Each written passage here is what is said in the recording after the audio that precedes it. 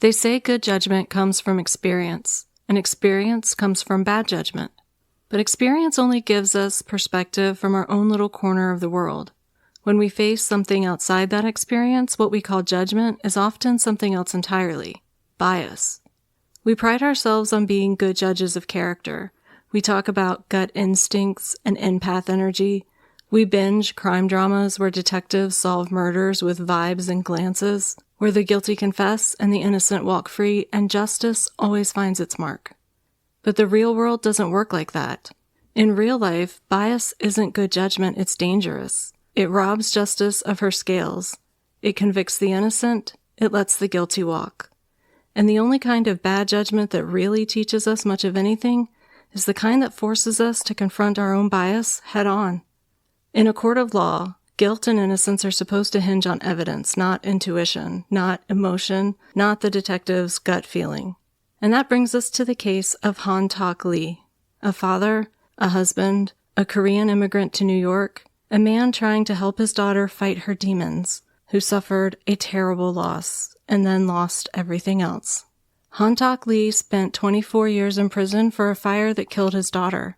Investigators said he was too stoic, a grieving man, but not in the way they expected. His own defense attorney believed the faulty evidence and pursued a strategy Lee refused to support, and Lee paid the price. No one was ever held accountable for the life stolen from this grieving father, for the marriage that his incarceration cost him, for the decades he spent labeled as a murderer and an arsonist, accused of committing the most unthinkable act, filicide. Found guilty, sentenced, Han Tak Lee was a victim of bias dressed as good judgment, of lies dressed as evidence, of ignorance dressed as expertise. Did you say filicide? Filicide. Sounds like something that happens in the city of brotherly love. What does that mean? Filicide is when a parent kills their child. Filicide. I didn't know. This is the story of how Han Tak Lee was convicted of a crime he did not commit on Crime to Burn. Welcome to Crime to Burn, where we explore the dark city landscape where true crime intersects with arson and criminal negligence. Join us as we sift through the ashes to bring you the story of what really happened.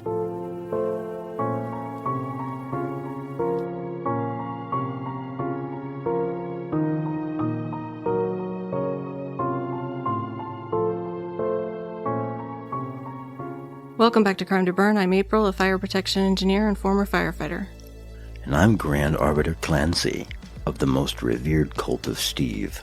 Perfect. We are so happy you're here. Seriously, thank you for listening. Now we have a small favor to ask that costs $0 and only a few brain cells. Please leave us a 5-star rating and a written review. It doesn't need to be a Pulitzer Prize-worthy essay. This podcast rocks is perfectly acceptable. I liked the noises they made with their faces also works. That's a lot of words, though. You can just say, praise Steve. If you're listening on a platform that lets you comment on individual episodes, do that.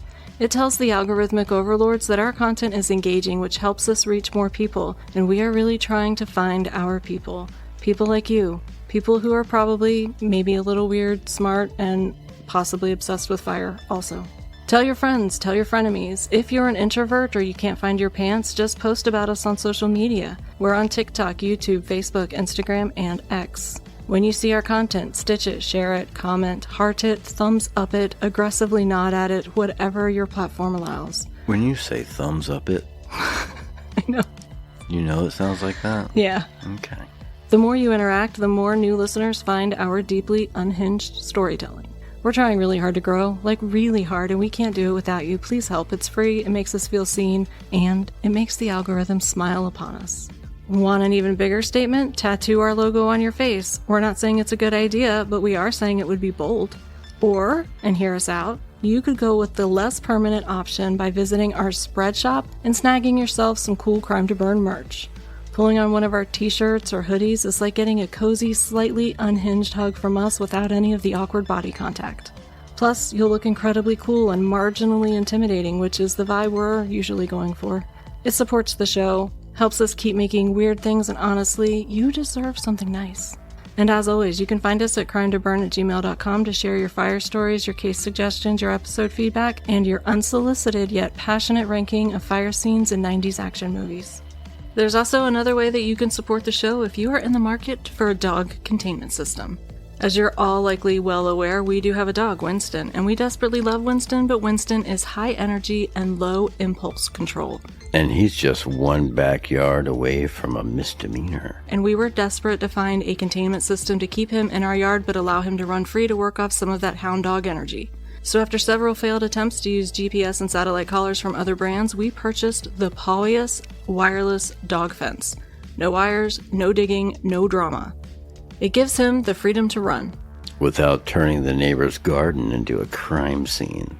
Just sweet, invisible boundaries. Because Winston doesn't need a rap sheet. Just a radius. We've been so happy with the Paulius system that we contacted them and asked if we could be an affiliate, and they agreed.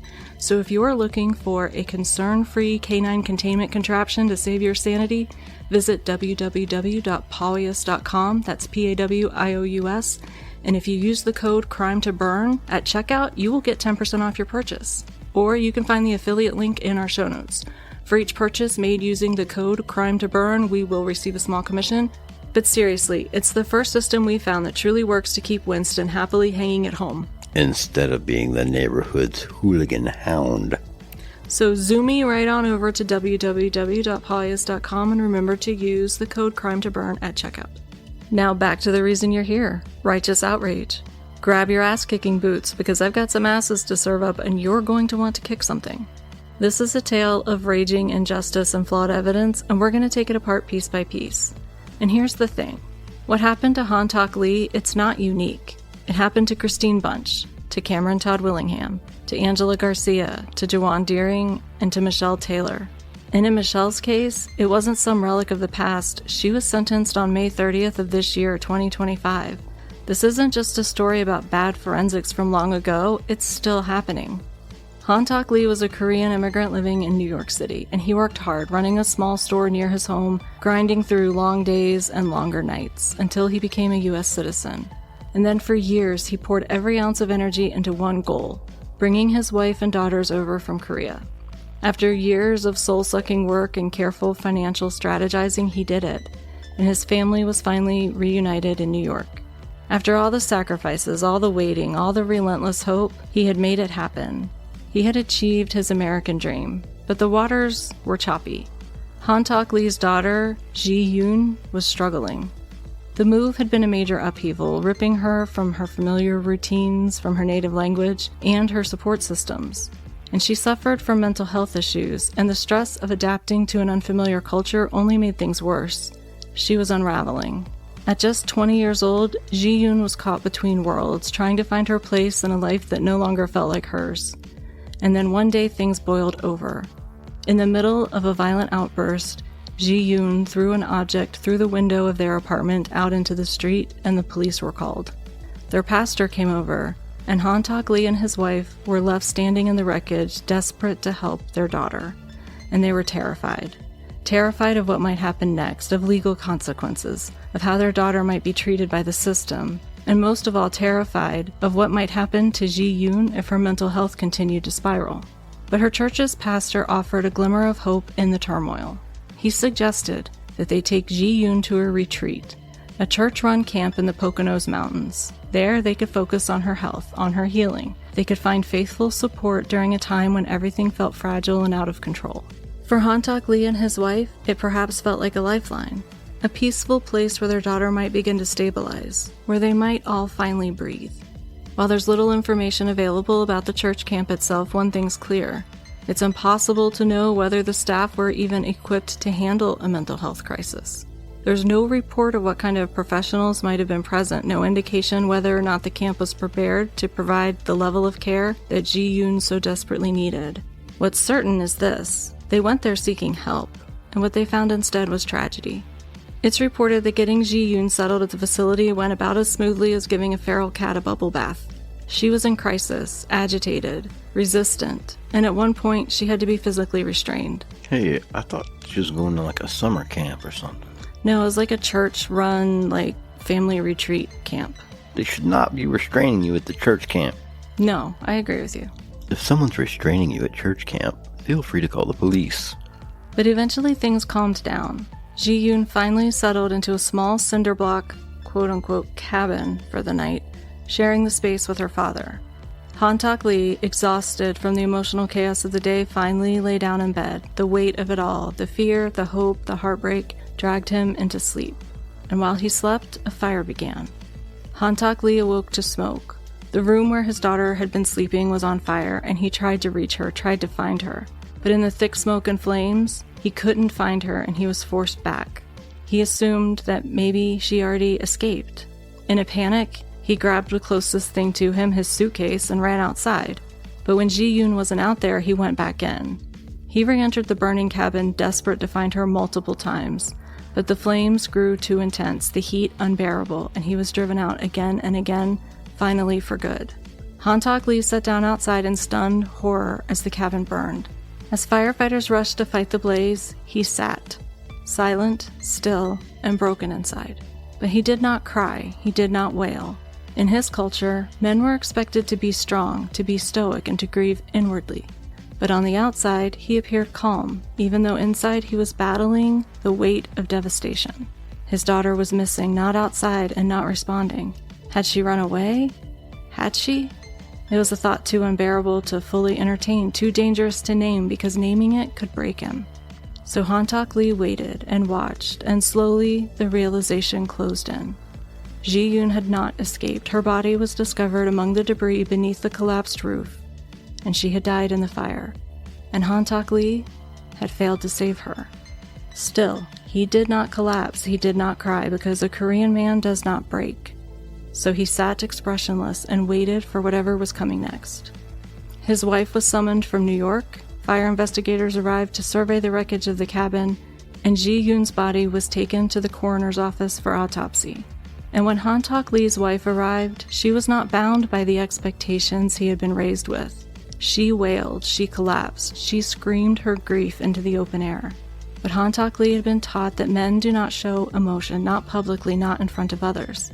He would not break, not even behind his crumpled wife. He remained upright, and he remained stoic. And to the American fire investigators and police, that stoicism, his strength, it was interpreted differently. These men imposed their own expectations onto him. In their experience, fathers in the throes of unimaginable loss wept, raged, collapsed. But they didn't sit still, and they didn't hold it in. So they decided Han-tak Lee's composure wasn't the mark of a grieving father, it was a symptom of something darker. They said he was behaving like a guilty man. That's all it took, a cultural misunderstanding, a divergence of experience. And that was enough to land Han-tak Lee at the defense table, convicted in the minds of investigators and prosecutors and even his own defense attorney, long before the gavel ever called the court to order. Not by evidence, not by confession, but by bias and cultural ignorance. Investigators combed through the cabin not as neutral observers, but as men already suspicious of the stoic Korean father. They didn't search for truth, they searched for support, for confirmation of the story they'd already started telling themselves. And they interpreted the scene not just through the lens of bias and suspicion, but with mythology masquerading as science.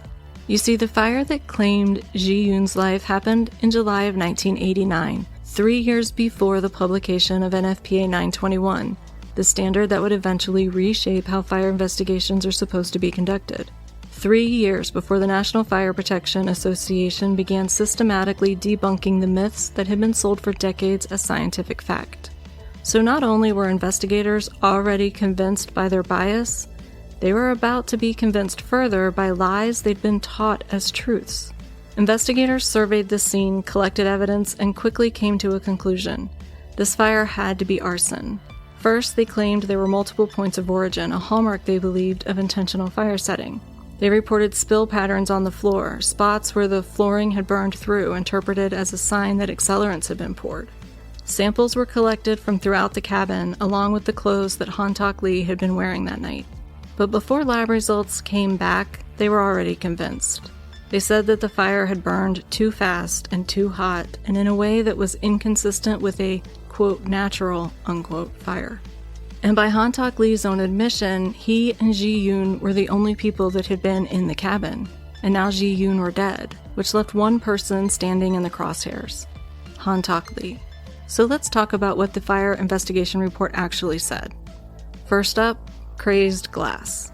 We're back to the old crazed glass again, aren't we? Crazed glass is a specific fracture pattern seen in windows or glass surfaces after a fire. And for an embarrassingly long time, fire investigators were taught that it was caused when a fire heated the glass exceptionally fast. The myth went like this. In a slow-growing fire, one fueled by ordinary combustibles, the glass would heat gradually and break in a more predictable way. But in an arson fire where an accelerant was used, the fire would burn hotter and faster and supposedly cause this crazed fracture pattern. But that idea, it's completely wrong. In reality, crazed glass is a sign of thermal shock, not rapid heating. Once glass heats up above a certain temperature, the sudden application of cold water, like from a fire hose, can cause it to fracture into a crazed pattern. Laboratory testing has never supported the claim that crazed glass is caused by how quickly the fire heats up a room, nor has it ever been proven to indicate the use of an accelerant. But the jury didn't get to hear that. They heard that crazed glass was an indisputable sign, proof that someone had set the cabin on fire with an accelerant. And that someone, they were told, was Han Tak Lee. And that wasn't all.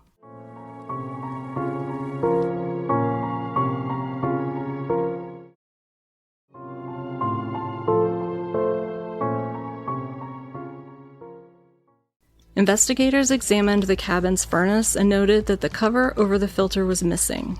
They claimed that this was a clear sign of tampering, that someone had deliberately removed the cover, allowing fuel to leak onto the floor and feed the fire. To them, this was yet another piece of proof that this fire had been intentionally set. But here's the problem. Metal expands when it heats, and if the furnace cover and the housing it was attached to expanded at different rates during the fire, it is entirely possible, even likely, that the cover came off because of the fire, not before it. In other words, what investigators called tampering could have been a natural mechanical response to extreme heat. But instead of questioning that assumption, they added it to the growing pile of so-called evidence that this was arson. And then there was the time temperature curve argument. A time temperature curve is exactly what it sounds like. Time on the x-axis, temperature on the y. As a fire ignites and grows, the temperature rises and eventually peaks and then starts to fall as a fire decays, usually because the available fuel has been consumed. Now, in fire protection, we do use standardized time temperature curves like the one from ASTM E119 test procedures. That's the furnace test that we use to determine how long materials or assemblies can withstand fire exposure. But here's the problem, and it's a big one. There is no real-world correlation between a structure fire's time temperature curve and the E119 furnace test curve. Why? Because the rate at which the fuel burns in a fire isn't just about the type of fuel, it's mostly dependent on ventilation. And in a test furnace like the one used for E119, ventilation is strictly controlled. You're not replicating a house fire, you're creating a lab condition. But the prosecutor's so-called expert threw that logic out the window. He said, well, we know what was in the cabin and we know how long those materials take to burn in a furnace. So we can just use the E119 curve to calculate how long it should have taken for that amount of fuel to be consumed. And based on that faulty logic, he concluded that the fire should have taken 45 minutes to consume the fuel load that was consumed, but the cabin only burned for 28 minutes. And so he claimed that this discrepancy proves an accelerant was used. But what it actually proves is that he didn't understand fire dynamics. And Han Tak Lee's lawyer? He didn't have the sense to hire his own expert to evaluate the analysis for scientific merit. No challenge, no rebuttal, just silence in the face of pseudoscience paraded as fact. And the jury? They heard only one version of the truth, and it was the wrong one. And here's the most shocking part.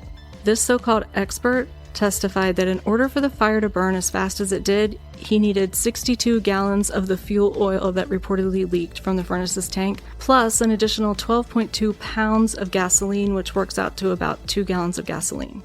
Now let's play devil's advocate for a second. Let's pretend that his scientific witchcraft holds up. If you drained 62 gallons of fuel from a furnace to light a fire, do you really think you would be like, that's not enough, I'm definitely going to need 2 more gallons of gasoline just to make sure it catches? Like, 62 gallons seems a little weak. Better toss in a little unleaded just to be safe. Does that make sense? you spill this out, you got fumes going off everywhere. It's like, would you even want to light that up? No, he would have absolutely been burned if he had 62 gallons of fuel plus 2 gallons of gasoline, and he was in the cabin. Seems like that would be really spectacular what happened with that. But it gets better.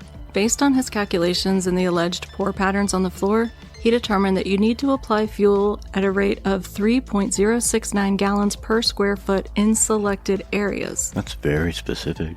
So let's picture that. You're pouring 3 gallons of liquid fuel into a single square foot of floor space, and you're somehow keeping it all in that single square foot of floor space to match the pour pattern?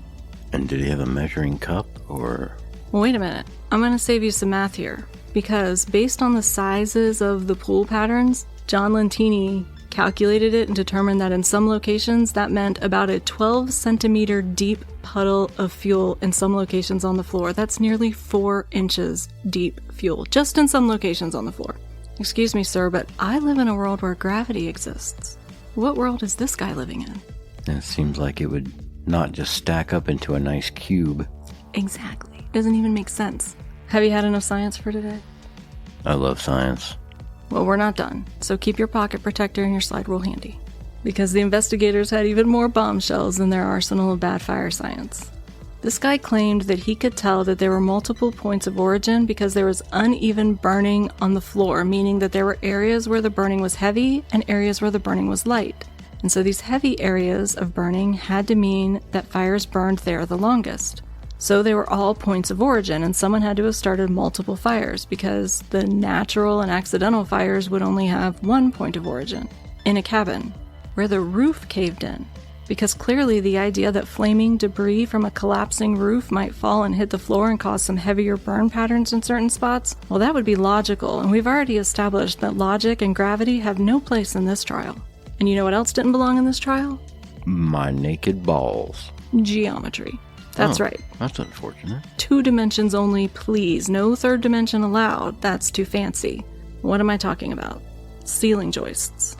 The ceiling joists in the cabin burned all the way through, and we do have a general sense of how fast wood burns. Well, at least how fast it burns in a furnace, but let's ignore that tiny complication for just a moment. If you expose a piece of wood to flame, you can calculate how long it takes to burn through based on the surface area exposed. So these yahoos, fire investigators, looked at the joists and said, there's no way this fire burned long enough to consume these beams all the way through because only the bottom of the beam was exposed to flame. So the fire could only burn in one direction, up through the beam. They treated the fire like it was... The edges were impervious to flame. Right. They treated it like it was a flat diagram.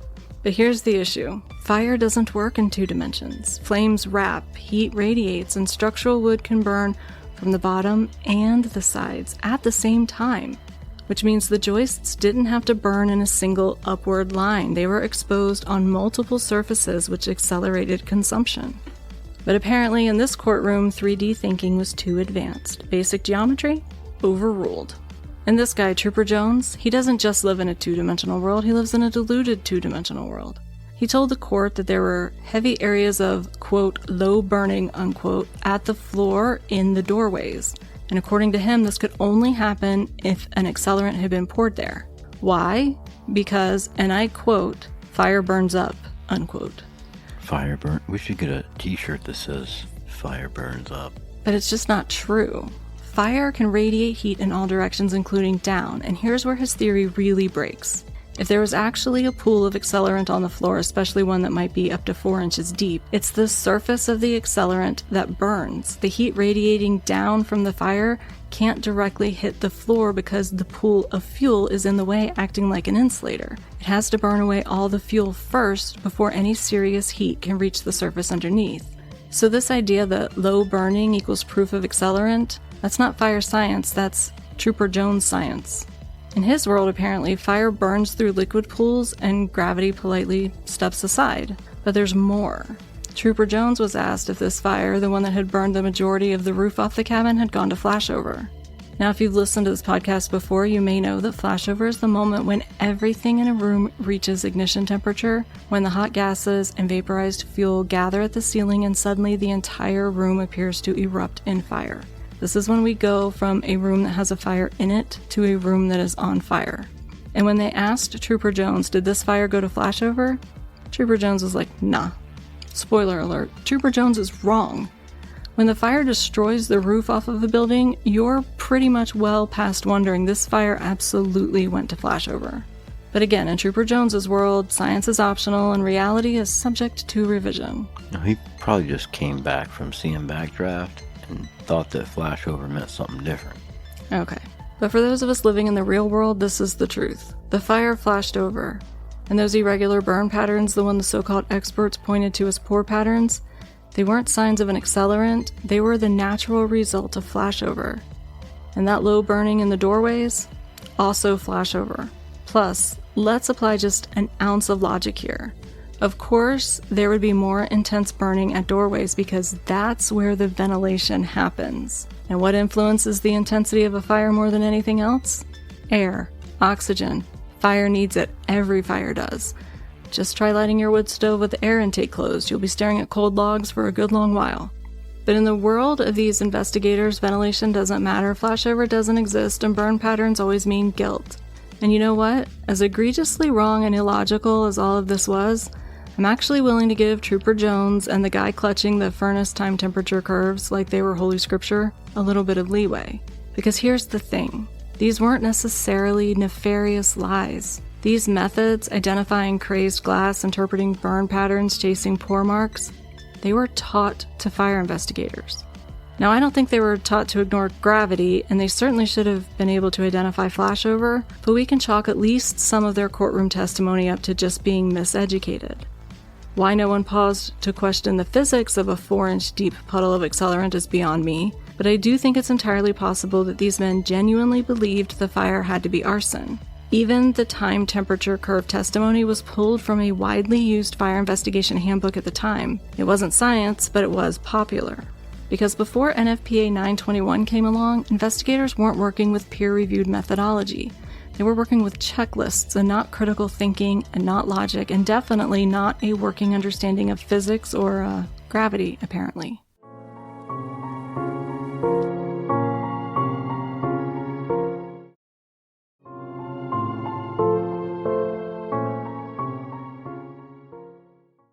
And if there's anyone's testimony who might skew more toward maleficent over misinformed, it could possibly be the chemist. A man that had studied science and should have been capable of reporting the results of the gas chromatograph mass spectrometry. For those of you who weren't with us the last time I explained this process, here's a super condensed Cliff Notes version of how accelerant analysis works. Investigators collect samples from the fire scene, charred debris, clothing, whatever they think might contain trace accelerants. Those samples are processed in a lab, and what comes out is an output graph. Time runs along the x-axis, and you'll see peaks that show up at different times. Each of those peaks represents a compound coming through the medium, and here's the key. Different size molecules move at different speeds. So by comparing the sample's output graph to the graphs of known accelerants like gasoline, diesel, lighter fluid, we can see if a hydrocarbon is present, and if so, which one it's most similar to. It's not magic, and it's not always conclusive, but when it's done right, it can rule in or rule out the presence of an accelerant. For a more detailed breakdown of the whole process, go and check out our episode on the Michelle Taylor case. It's called Framed by Forensics. But the chemist that ran the analysis in this case created a report and then later discussed that report in court, and here's where things get messy. The report he submitted, it did not mention gasoline. It did not mention Coleman fuel. But on the stand, he claimed that his results showed peaks around C7, C9, and C10, which is a normal range for hydrocarbons found in gasoline or Coleman fuel. To testify in court to something that wasn't in your report, that's sketchy on a good day and downright misleading on a bad one. But it gets even worse. He went on to say, and I quote the court record here, that in the absence of hydrocarbons, the output graph would be a straight line. Now, John Lentini, the godfather of modern fire investigation, very generously called this statement disingenuous, but some people might call it a lie, or a completely inept chemist's hot air. You'll have to decide for yourself. I'm not accusing, I'm just suggesting it's a possibility. Because a straight line wouldn't mean no hydrocarbons, it would mean no molecules, nothing, no compounds, no trace chemicals of any kind. That's not a clean sample, that's an empty tube. And then, as though he forgot what he'd already said, he contradicted himself. He had originally told the court that he found a substantial quantity of gasoline in the sample, but when asked why that little detail didn't make it into his written report, he said, well, there wasn't a sufficient quantity of accelerant to confirm by our instrument. So just to sum up, this chemist, said that he found a substantial quantity of gasoline that couldn't be detected. That's like Sasquatch. He's a substantial amount of mammal that can't be detected. So what? You found it by Ouija board, seance, crystal ball? Maybe the hydrocarbons just whispered to him from the spirit realm, because they sure didn't show up on the equipment, according to his own testimony. Do they have a dowsing rod for accelerants? No. But you know what he said did show up? Fuel oil. Specifically in the sample taken from the furnace filter. You know, the place where you would expect to find fuel oil. And from the container they found out back. But you know where they didn't find any accelerant? Anywhere else in the cabin.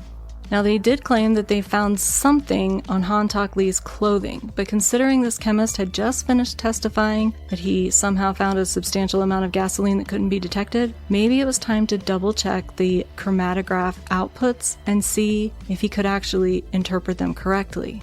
But when John Lentini got involved in the case years later and tried to do just that, they were gone, just vanished. I'm guessing Bigfoot has them now and that he stashed them somewhere inside Trooper Jones's weirdly diluted two-dimensional fantasy world right between Fire Only Burns Upward and Molecules Aren't Real. Neither are birds. But here's the kicker. Remember our earlier expert, the one with all of the dramatic calculations based on time temperature curves? He told the court that 62 gallons of accelerant had been poured out in the cabin. 62. And now the chemist is saying, but it was undetectable. I bet you any creature on Earth can detect 62 gallons of fuel being spilled out somewhere. I don't think you need a special dog or a machine. I don't know. Maybe I'm wrong. So, the only place that he actually found fuel oil in his analysis was in the fuel filter for the furnace. Not in any of the other samples taken from inside the cabin. So if you poured 62 gallons of fuel oil around the cabin, or even just let it leak out of the furnace, how would you not get a detectable amount? How would you not be wading ankle deep in it? You would, exactly. So let me get this straight. Someone supposedly dumps enough fuel to launch a small rocket, creating pools of accelerant up to 4 inches deep, and yet the only place you find any trace is on Han Tak Lee's shirt, and even then, you can't say what the fuel was, just that it was somewhere in a hydrocarbon range. If that sounds fishy to you, congratulations. You might just be ready for your honorary fire investigation merit badge.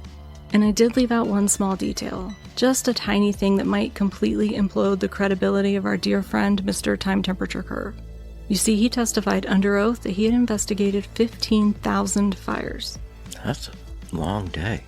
Let's do the math. That would mean roughly 15 fires a week, which may not raise eyebrows at first blush to the absolute layman. But fire investigation was not his full-time job. He worked designing sprinkler systems. That was his day job. For comparison, a typical full-time fire investigator at the time might investigate 5,000 fires over an entire career. So this man is either a time-traveling fire whisperer, or more likely, he was dramatically exaggerating his experience. And now you might be thinking, surely, with all these holes in the prosecution's case, with phantom gasoline, gravity-defying puddles, and a witness list that reads like a scientific blooper reel, Han Tak Lee's lawyer must have had a field day, cross-examining, impeaching witnesses, asking the hard questions about accelerants, evidence, and logic. But I regret to inform you, you're about to be disappointed. Because Han Tak Lee's attorney, he believed the supposed evidence. And let's give him a little grace. Lawyers aren't fire experts. Maybe he didn't understand gravity. Maybe he forgot his calculator and couldn't do the math to challenge the claim that one man had investigated 15,000 fires. But here's what he could have done, and what he should have done. He could have hired a fire expert. Hell, even a high school science teacher might have spotted some of the problems in this so-called scientific testimony. But Han Tak Lee's lawyer didn't do that, because he too was drinking from the same udder as the jury, trusting the experts, assuming the evidence was solid, the science was sound, and the arson conclusion was irrefutable. So instead, he chose a defense strategy that was frankly unthinkable. The, quote, some other guy did it, unquote, defense. Only in this case, the other guy was Han Tak Lee's daughter. His attorney argued that Ji Yoon was so miserable, so destabilized, that she chose to end her life by fire. Now, setting aside the fact that self-immolation is an extraordinarily rare and excruciating way to die, especially in the United States, this defense wasn't just weak, it was cruel. It blamed the victim, It blamed a young woman in crisis who couldn't defend herself. The logic had already left the courtroom, and Han-Tak Lee's lawyer believed his best shot was to blame Han-Tak's dead daughter for the fire. What a dick. And here we come to another cultural issue in the case. Han-Tak Lee didn't just disagree with his lawyer's strategy, he refused to cooperate with it.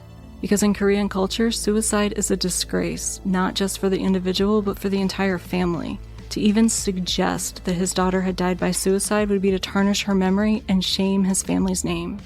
And Han-Tak Lee, grieving, heartbroken, and stripped of everything but his integrity, refused to do that, even if it cost him his life, even if it meant spending the rest of that life in prison. He would not protect himself by smearing his daughter's name. On September 17, 1990, the jury found Han-Tak Lee guilty of murdering his daughter.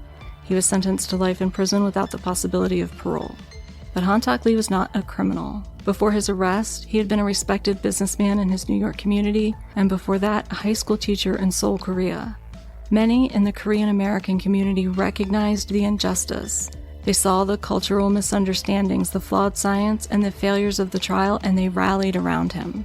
Supporters raised money for his legal appeals, determined to fight for the truth. And when Lee appealed on grounds of ineffective counsel, he did win a new trial. But with the same evidence, the outcome was the same, and he was reconvicted of murder, so he appealed again. And this time, everything changed. This time, the science was on trial. This time, John Lentini, one of the most renowned fire investigation experts in the country, stepped in to assist the defense pro bono. And this time, the court got to see the truth. The more I hear about this guy, the more I like the shit out of him. He is not afraid to say nasty things about the justice system either, in public publications. Han-Tak Lee's conviction was overturned, and after 24 years behind bars, he walked out of a Pennsylvania prison a free man. While he was incarcerated, his wife divorced him. He had lost decades of his life, and yet Han-Tak Lee chose not to be bitter. He went on to live simply. He was just grateful to be free, and despite everything the American justice system had done to him, he harbored no hatred for his adopted country. Han-Tak Lee passed away in September of 2021 after a battle with cancer. But he died a free man, but he should have never had to fight for that freedom in the first place. And that's the tragic story of Han-Tak Lee on Crime to Burn. Got the black lung? It's not very well ventilated outside. I don't know if it's wide enough for Sasquatch. I had a lot of acorns for a girl tree. Giant fire hydrant. No, dog piss collector. Can you imagine the size of the dogs you'd get? I almost finished cleaning the kitchen. That polenta stuff, though, turned into concrete. Oh, yeah? Yeah. You could use it for chinking, or you could spread it like stucco. Throw it at your enemies. I don't know. My house is made of polenta. Maybe we could fill in some of the potholes in the road with it. Ooh, now there's an idea. There's a polenta underlayment. I totally expect the poor Amazon guy to lose a tire as fast as he goes over that pothole. I always like to shake a cane at him. Slow down, you son of a bitch! I think it's funny when they call me and ask me, is the dog friendly? I'm scared to get out of the truck. Somebody that was delivering something to somebody else threw a dog biscuit out the window as he drove by earlier. Aww. And that's what I told the one guy that was scared. I said, he only came up to you because the other Amazon drivers bring him dog treats. And let him get in the truck and... Yeah, sniff around, sniff all the packages. He helps them find those meat snacks that go missing. Who disturbs my podcast? And now she is sending me pictures of decapitated chickens and... Sisterly love. That's her love language, a bucket full of blood. That's not full, obviously. I was going to say, it's big chicken. It's a big chicken. He doesn't know what any of the stuff does. That's okay. I don't either. Work's been enthusiastically reminding me that I would like to retire soon. Well, we can go to bed whenever you want. Today we're talking about Han-Tak Lee. How hung was he? Han-Tak. Han. And then went sideways. As tends to do.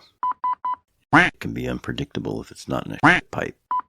I didn't include this in the episode because I only got it from one source and it couldn't be corroborated. But do you remember when we were talking about the Centralia case, I was talking about the book written by David DeCock? Oh, yeah. Next year, David DeCock has a book about this case coming out. And so on his page, he has like a little blurb about what the book is about. And when we talk about the retreat that Han Tak Lee and Ji Yoon Lee went on, it was a retreat, a camp run by their church, an Assembly of God, which is what I read in other news reports. But then, in David DeCock's blurb about his upcoming book, he said that they had tried to perform an exorcism. I didn't know Assemblies of God did exorcisms. And this is why I can't go to a bookstore anymore. Why? Because around every corner, there's DeCock right in my face. Maybe I can get him to come on the podcast. Can I roast him about his name? Well, I don't know. I don't know what kind of sense of humor he has about it. You could feel him out. The cat has arrived.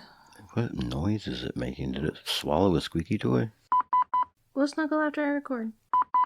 You can lay on the computer like you like to do. Aww. And then when I went to, like, you know when you realize you step on a cat, so you immediately step on the other foot to get your foot off the cat? Stepped on her other foot with my other foot. Oh, no. I got them both.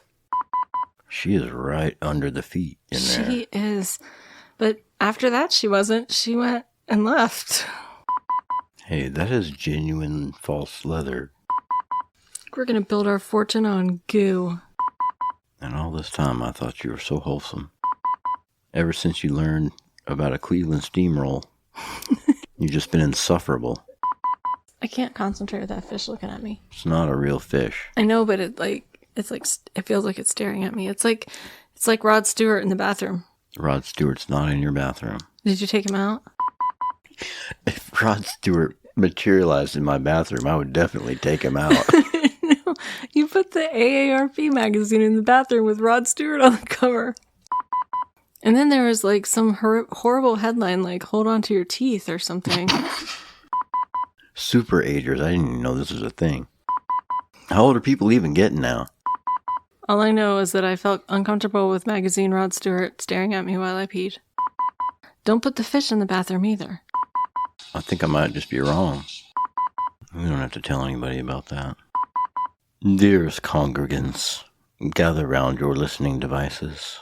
I am Grand Arbiter Clancy of the most revered cult of Steve. You have been summoned not by coincidence, but by the savory hand of destiny itself, slathered generously in mustard and crowned with a single holy pickle.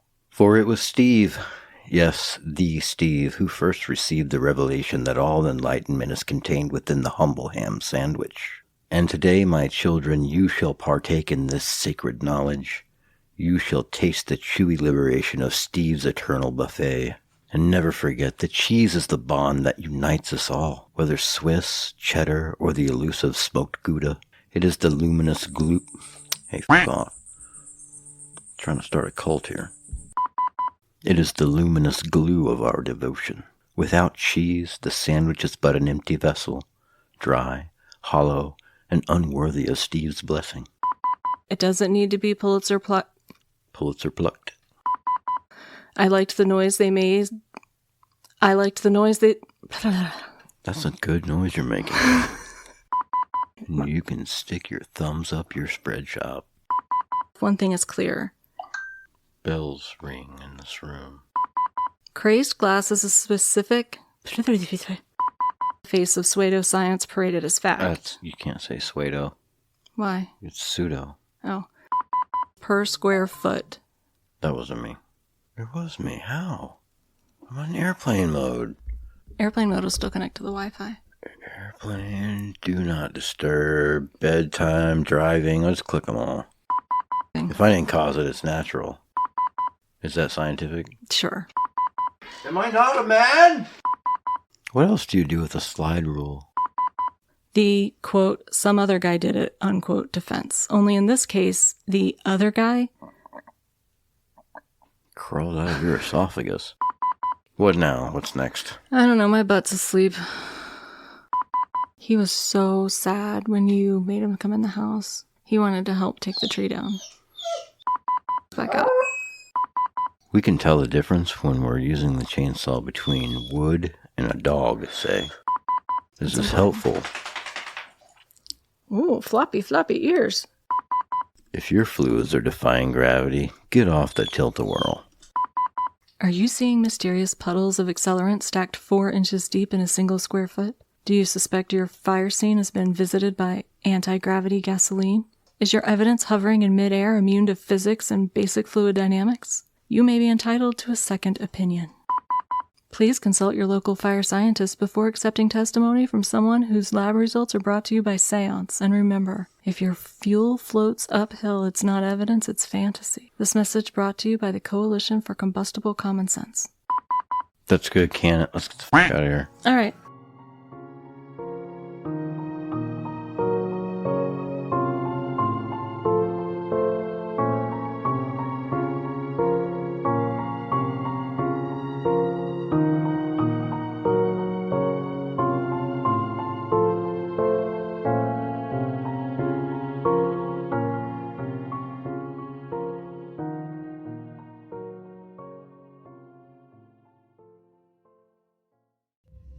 Looking for your next true crime podcast? Then consider checking out my show, Truly Twisted, wherever you get your podcasts. Hi, my name is Alicia Watson, and each Thursday I will be bringing you a twisted story that is always victim-focused and fact-based. My goal is simple, bringing a voice to the voiceless. So be sure to follow me on Instagram and TikTok at It's Truly Twisted. And for more on my show and other amazing creators, visit fireeyesmedia.com. And in the meantime, remember, you are wanted, you are loved, and you deserve to be here. And I'll see you there. Fire Eyes Media.